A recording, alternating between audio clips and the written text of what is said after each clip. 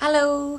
I wanted to do a quick video on binge eating because it's something that I work with a lot in my job, and I don't think people realise that actually a lot of people binge eat, and it's a bit of an epidemic that everyone's kind of going home and eating all this food, eating maybe 2 or 3 days worth of food in one go, and really don't know why they do it and feel very lost and addicted and in a spiral.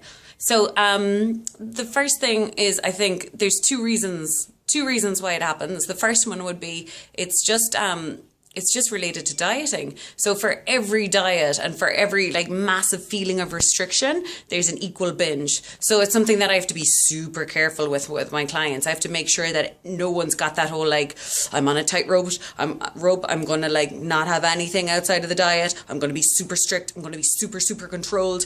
Because the more controlled you are and the more restricted you are, it means that it's going to be like an elastic band going back, and one day it just pings and you go crazy and you overeat. So it's not a sustainable long-term energy. So if you're restricting and if you're kind of telling yourself, I should get thinner, binging and overeating is just kind of part of that. Then the second one would be just people eating their emotions. So, maybe someone hurt your feelings that day, or you're feeling sad or bored or lonely. And this is one way of distracting yourself for a few minutes.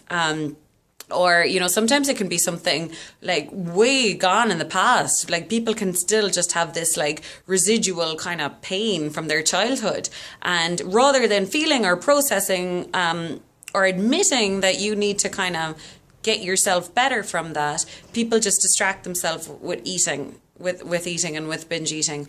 And you might know that if you've done it, it is like you are actually asleep. It is like you have left your body for a few minutes because you are so deep in thought and you are so down this bunny hole of thinking. And it could be of, like I said, it could be of bad events, or it could be oh my God, this is making me so fat. Now what are you doing?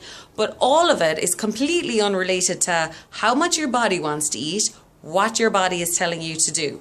So I think the first thing that you have to do is you actually just have to wake up and snap out of it. So when you're mid-packet, just be like, Aoife, what are you doing? What are you doing? You don't need to finish this. You don't even want it. What are we really dealing with here?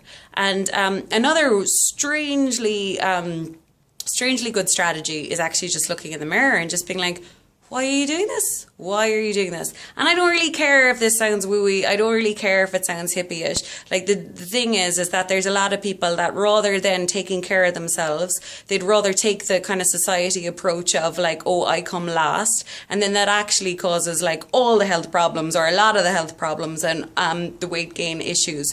So by you not taking care of yourself, and by you not staying on top of your moods, and realizing, okay, when I go low, I need to do something nice and I need to take care of myself.